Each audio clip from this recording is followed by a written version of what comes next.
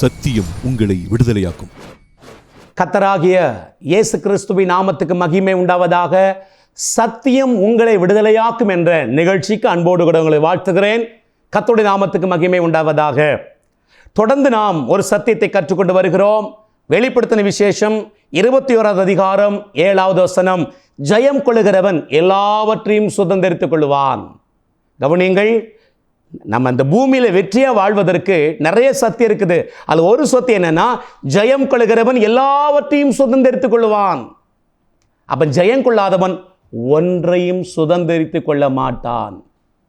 So தேவ ஜனங்களாகிய நாம், தேவ ஊழியர்களாகிய நாம் ஜெயமுள்ள வாழ்க்கை வாழ அழைக்கப்பட்டிருக்கிறோம். எதன் மேல ஜெயம்? உலகம், மாமிசம், பிசாசு, கண்களின் நிச்சை, மாம்சத்தின் நிச்சை, ஜீவனத்தின் பெருமை, இவை எல்லாவற்றிலும் ஜெயமுள்ள வாழ்க்கை வாழும் பொழுதுதான் ஆண்டவராக இயேசு நமக்காக மரித்து ஜீவனை கொடுத்து சம்பாதித்து வைத்த எல்லா நன்மைகளை, ஆசீர்வாதங்களை சுதந்தரித்து அப்பா நாமத்தை மகிமைப்படுத்த முடியும், தேவர் ராஜ்யத்துக்கு பிரயோஜனமாக இருக்க முடியும். ஆகவே சும்மா சர்ச்சுக்கு வந்தேன், செய்தி கேட்டேன், மார்க் போட்டேன், நல்லா இருந்துச்சு, பரவாயில்ல, இன்னைக்கு மோசம். இல்லை இல்லை இல்லை, ஜெயம் கொள்கிற வாழ்க்கை வாழ்றீங்களா? அநேக தேவ ஜனங்களுக்கு உணர்வே இல்லை. 10 முழு பூசணிக்காய் முழுங்கிட்டு நான் என்ன தப்பு பண்ணேன்? நான் ஒன்றுமே பண்ணலையே.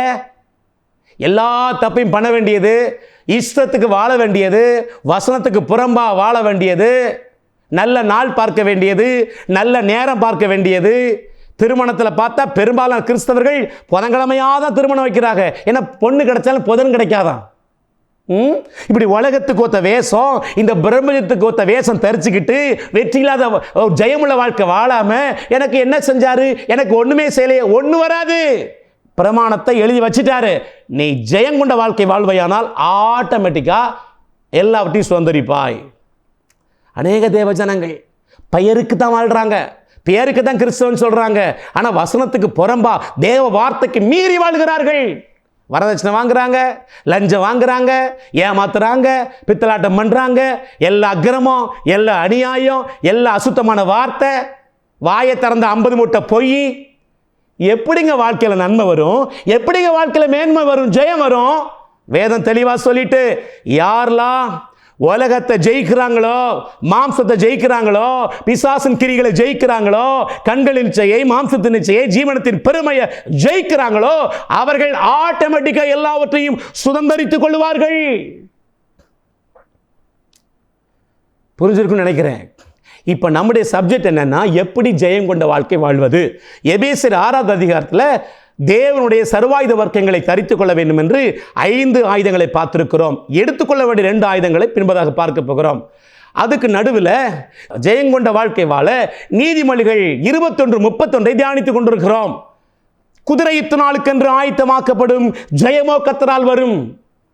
குதிரை யுத்த குதிரையா மாறினா ஜெயம் வரும். குதிரை யாரை அடையாளப்படுத்துகிறது? சகரியா 10:3 தேவனால் தெரிந்து கொள்ளப்பட்ட யூதா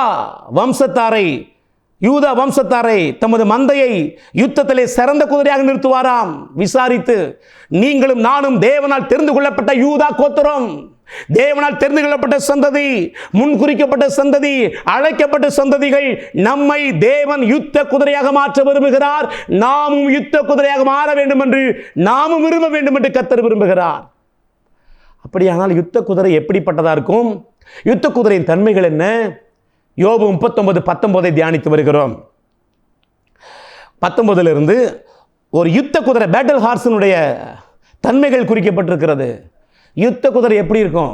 39:19 யோபு. குதிரைக்கு நீ வீரியத்தை வைத்தாயோ? யுத்த குதிரைனா வீரியம் உள்ளது.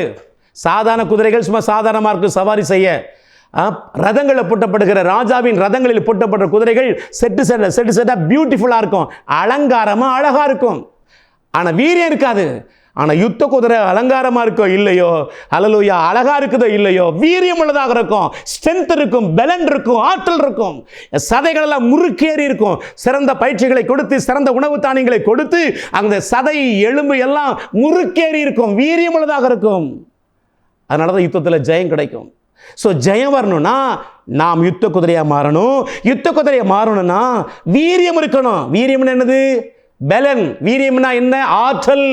எதுல பலன், எதுல ஆற்றல்? கடைசியாக என் சகோதரரே, கர்த்தரிலும் சத்துவத்தில் வல்லமையில் பலப்படுங்கள் என்று பவுல் சொன்னார். எதுல? 3:16 எபேசியர், நீங்கள் அவருடைய ஆவியிலே உள்ளான மனுஷனில், உள்ளான மனிதனில் வல்லமையாய் பலப்பட வேண்டும் என்று அவர் ஜெபிக்கிறார். மனிதன் ஆவியாக இருக்கிறான், ஆத்மா என்று ஒன்று அவனுக்குள் இருக்கிறது. இந்த ரெண்டு பேர் தான் உண்மையான மனிதன். இவன் தான் ரியல் மேன், இவன் தான் உள்ளான மனிதன், இவன் தான் மறைந்திருக்கிற மனிதன், இவன் தான் ஆவி மனிதன். சரீரமாக வீட்டுக்குள் வசித்துக் கொண்டிருக்கிறான்.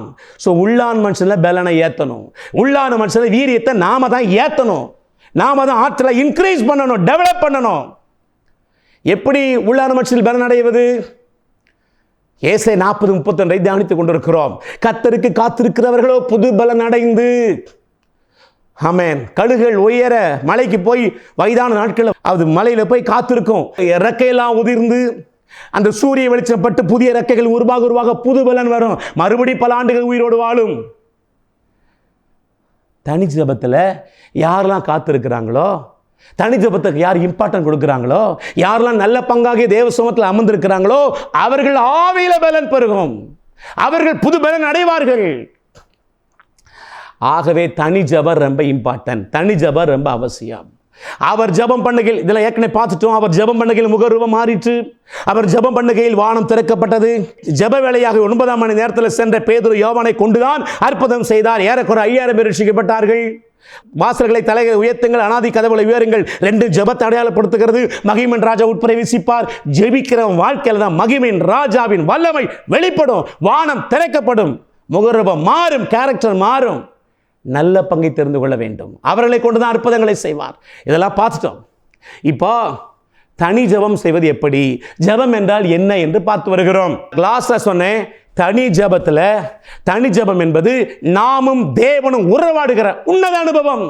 இது உறவாடுவது, இது சஞ்சரிப்பது. ஒரே ஆளா பேசிட்டு போறது கிடையாது. தகப்பனு பிள்ளை உறவாடுகிற நேரம் தான் ஜெப நேரம்.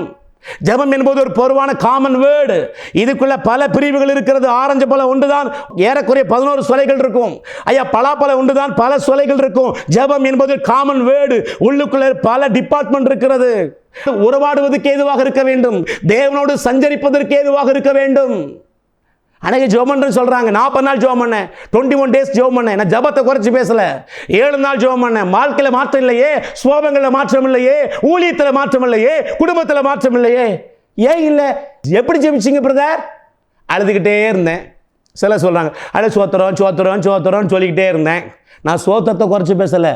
அப்படிலாம் இருக்கிறா 1 மணி நேரம் சோத்திரம் சோத்திரம் சோத்திரம். இது ஜெபம் அல்ல. ஜெபத்தில் இருக்க வேண்டிய ஒன்று இதுதான் ஜெபம் அல்ல. சில பார்த்தீங்கன்னா 55 ஜெப குறிப்பு. ஆண்டவரே அமெரிக்காவை சந்தியும், ஆண்டவரே இஸ்ரேலை பாதுகாரும், ஆண்டவரே இந்த முனீஸ்வரனை சந்தியும், ஆண்டவரே சாரசனை சந்தியும். ஜெபத்தில் இருக்க வேண்டிய ஒரு பார்ட் இது, அவ்வளவுதான். Prayer of intercession, prayer of petition, இதெல்லாமே விண்ணப்ப ஜெபம், பரிந்து பேசுகிற ஜெபமெல்லாம் அட் லாஸ்ட்டில் வர வேண்டியது. அதுவும் ஆவிக்குரிய பிரகாரமாக புது உடன்படிக்கை ஏற்ற மாதிரி பண்ணணும். அது பின்னாடி சொல்லுகிறேன். அப்போ ஜெபம்னா என்ன? உறவாடுவது, நாமும் தேவனும் சஞ்சரிப்பது தான் ஜெபம், தனி ஜெபம். எப்படி உறவாடுவது? கடைசியாக சொன்னேன், தனியாக தேவ சமூகத்தில் அமர்ந்திருக்கும் போது அடுப்பில் பானையை வச்சு தண்ணியை ஊற்றிட்டு சோறு பொங்குறதுக்கு உலையை போட்டுட்டு வந்து ஜெபம் பண்ணக்கூடாது. பருப்பை வேகப்பட்டு குக்கரில் விசில எண்ணிக்கிட்டே ஜெபத்தில் உட்காந்துருக்கக்கூடாது. எல்லாவற்றையும் க்ளோஸ் பண்ணிடுங்க. Praise Lord. தேவ சமூகத்தில் போகும்போது விருந்து சாலைக்கு போகிற மாதிரி போகணும். ஆமேன். பாசமுள்ள தகப்பன்ட்டை, பாசமுள்ள ஆண்டவர்கிட்ட பேச போகிறேன், உறவாட போகிறேன் என்ற பாசத்தில் உள்ள போகணும், அன்பில் போகணும். ஜெபி காட்டா இபி பில்காரன் கரண்ட் பில் கட்டாட்டா ஃபீஸை உரிவாங்கிற மாதிரி இன்னைக்கு ஜெபம் பண்ணாட்டா எதாவது நடந்துருன்ட்டு பயந்து போகக்கூடாது. பாசத்தில் போகணும், அன்பு நிமித்தமாக போகணும். ஜெபமோ துதியோ ஆராதனையோ ஊழியமோ காணிக்கையோ தசமபாகம் எல்லாம் அன்பின் பிரதிபலனாக இருக்கணும். அன்பு நிரம்பி பொங்கி வழிபதான் துதி ஆராதனையாக இருக்கணும். உதட்டில் இல்லை, கடமைக்கு அல்ல. அதே போல் ஜெபத்துக்குள்ளே போகும்போது இதெல்லாம் செட்ரேட் பண்ணிவிட்டு ஜெபத்துக்குள்ளே போக வேண்டும். கடைசியாக சொன்னேன், தனியாக முழங்கால் போட்ட உடனே என்ன செய்வீங்க பிரதர் சிஸ்டர்னு கேட்டால் சில சொல்கிறாங்க நாங்கள் ஜெபம் பண்ணுவோம், சில நாங்கள் சோத்திரம் பண்ணுவோம், சில சொல்கிறாங்க நாங்கள் துதிப்போம், சில சொல்கிறாங்க நன்றி சொல்லுவோம், சிலருக்கு சொல்ல தெரியல. நான் சொல்லுகிறேன், தேவனோடு சஞ்சரிக்க போன அந்த நேரத்தில் முழங்கால் போட்ட உடனே ப்ரேயர் ஆஃப் சாங்க்டிஃபிகேஷன், சுத்திகரிப்பின் ஜெபத்தை முதலாவது செய்யணும். நீங்கள் மனைவிட்ட சண்டை போட்டிருப்பீங்க, யாரையா திட்டிருப்பீங்க, ஏதோ ஒரு பொய்யை சொல்லியிருப்பீங்க. அதோடு கூட முழங்கால் போட்டு ஏசப்பா அப்படின்னா ஒன்றும் நடக்காது.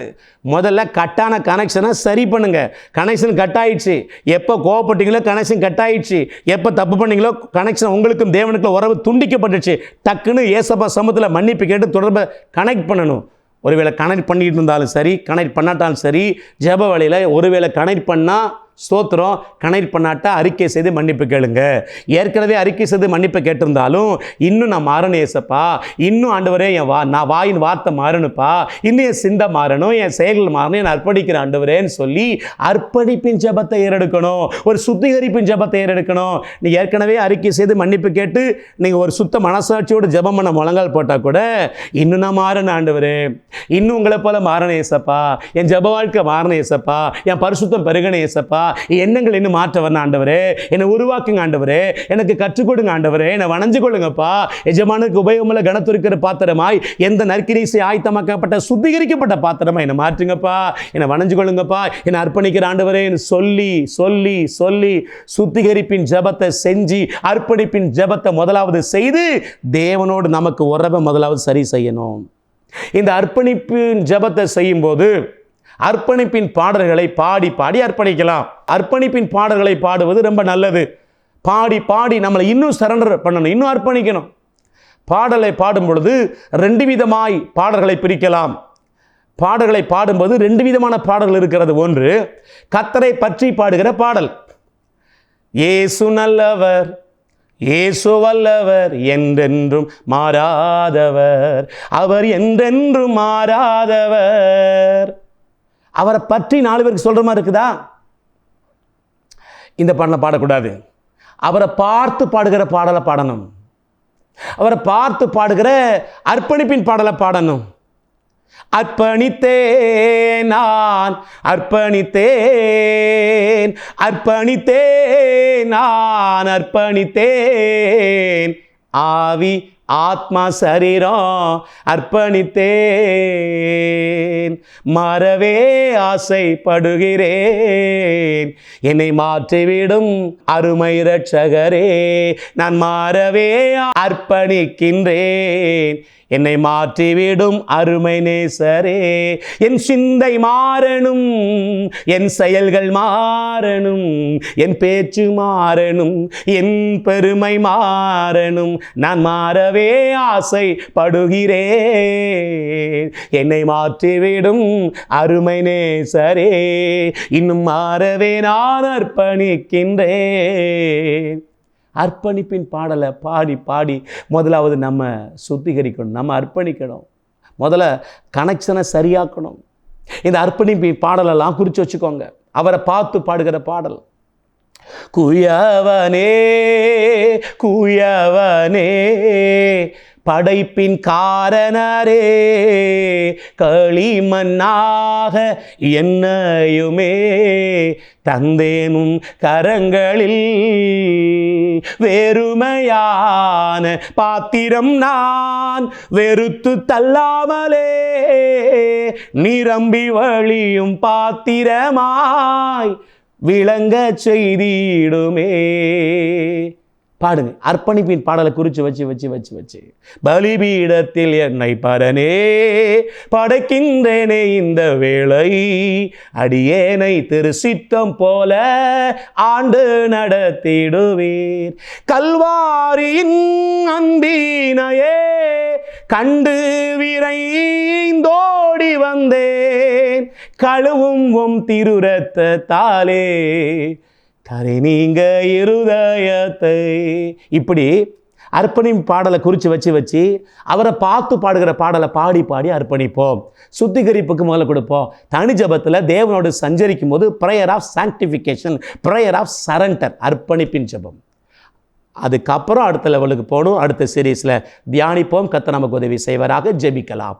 கிருபை நிறைந்த அன்பு தகப்பனே, கர்த்தராகிய இயேசுவின் நாமத்தில் உம்மை துதிக்கிறோம்.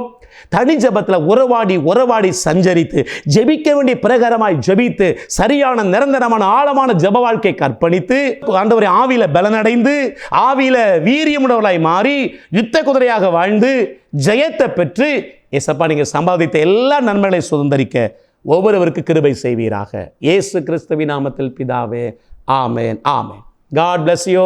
கர்த்தர் உங்களை ஆசீர்வதிப்பாராக. ஆமென். பாஸ்டர் எஸ் ராஜேஷ், இயேசுவின் இரத்தக்கோட்டை, நல்ல சமாரியன் ஐக்கிய ஊழியங்கள், 15/272/1, பெரிய செல்வம் நகர், தாளமுத்து நகர் பகுதி, சிலுவைப்பட்டி, தூத்துக்குடி.